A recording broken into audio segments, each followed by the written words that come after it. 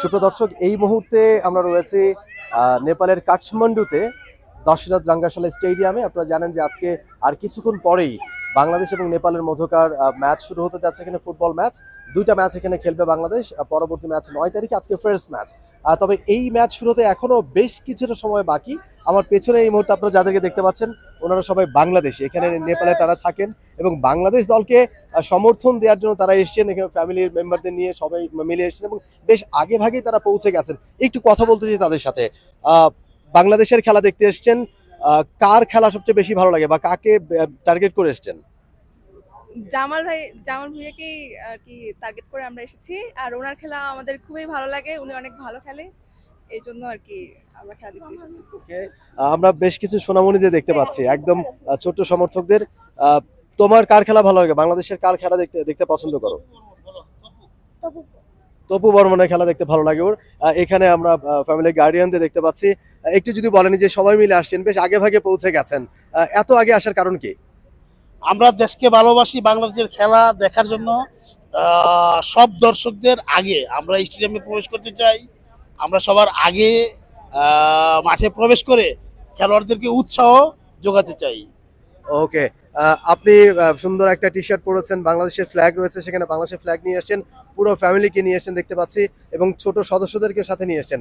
কি মনে করছেন বাংলাদেশ আজকে এখানে কি ব্যবধানে জিতে? নিশ্চয়ই বাংলাদেশ জিতবে সেই প্রত্যাশাই করছেন, বাট ব্যবধানটা কি হতে পারে? ব্যবধানটা খুব কাছাকাছি হওয়ার সম্ভাবনা আছে, কারণ আমরা বিশেষ করে হামজা চৌধুরীকে অনেক মিস করব। কারণ আমাদের এক্সপেকটেশন ছিল, বিশেষ করে আমি প্রায় 2-3 মাস আগেই একটা প্রেস কনফারেন্স দেখেছিলাম যে সেখানে 6 এবং 9 সেপ্টেম্বর নেপালের দশরথ স্টেডিয়ামে নেপালের সঙ্গে একটা ফিফা টায়ার ম্যাচ আছে, 2টা ম্যাচ।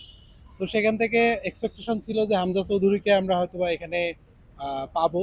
আর হামজা চৌধুরী যদি থাকতো তাহলে নিঃসন্দেহে এখানে ম্যাচ 4-1 বা 5-2 এরকম কিছু ফলাফল অবশ্যই হতে পারতো। বাট এখনো বাংলাদেশ নিঃসন্দেহে খুব শক্তিশালী দল। বিশেষ করে রাইট উইঙ্গারে আমাদের যে রাকিব আছেন, উনি অনেক ভালো খেলেন। বিগত সময়ে উনি 2বার এখানে খেলছেন, আমিও সে সময়ও ছিলাম। তো আশা করবো আমরা 3-1 বা 3-2 ব্যবধানে জিতবো ইনশাআল্লাহ। ওকে, তিনি প্রেডিকশনটা জানিয়ে দিয়েছেন। দর্শক কিন্তু আসছেন, খেলা শুরু হতে এখনো বেশ কিছু সময় বাকি, কিন্তু দর্শকরা তারই অনেক বেশ আগে তারা আসতে শুরু করেছেন। গ্যালারিতে গিয়ে যাতে ভালো জায়গায় তারা বসতে পারেন সেটা প্রত্যাশা করছেন। এবং হামজার কথা তারা বলছিলেন যে হামজা চৌধুরী আসবেন বা তিনি আসলে হয়তো আরো বেশি তারা ভালো লাগতো খেলা দেখতে, কিংবা আরো বেশি তারা উৎসাহিত ফিল করতেন। একটুখানি পরিবারের নারী সদস্যদের সাথে কথা বলতে চাই। আপনারা একটু যদি সামনে চলে আসেন। এখানে আসলে পুরো ফ্যামিলি নিয়ে তারা চলে এসেছেন, বাংলাদেশ দলকে ইন্সপায়ার করতে চলে এসেছেন।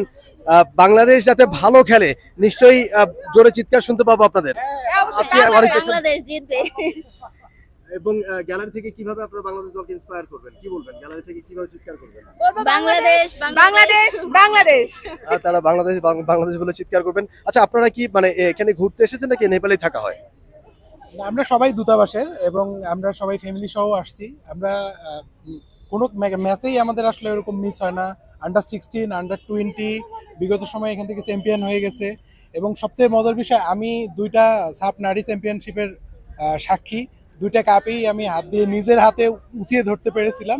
তো আমি বাংলাদেশ ফুটবল নিয়ে খুবই আশাবাদী এবং এর উত্তরোত্তর অবশ্যই ভালো একটা সম্ভাবনা আমরা দেখতে পাচ্ছি। আমরা সবাই এমবিসি পরিবার এখানে। ওকে, thank you so much.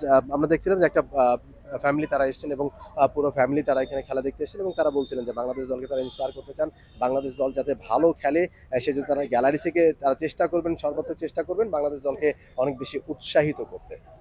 For more updates, subscribe to our YouTube channel and click on the bell icon. Follow us on Facebook and Instagram.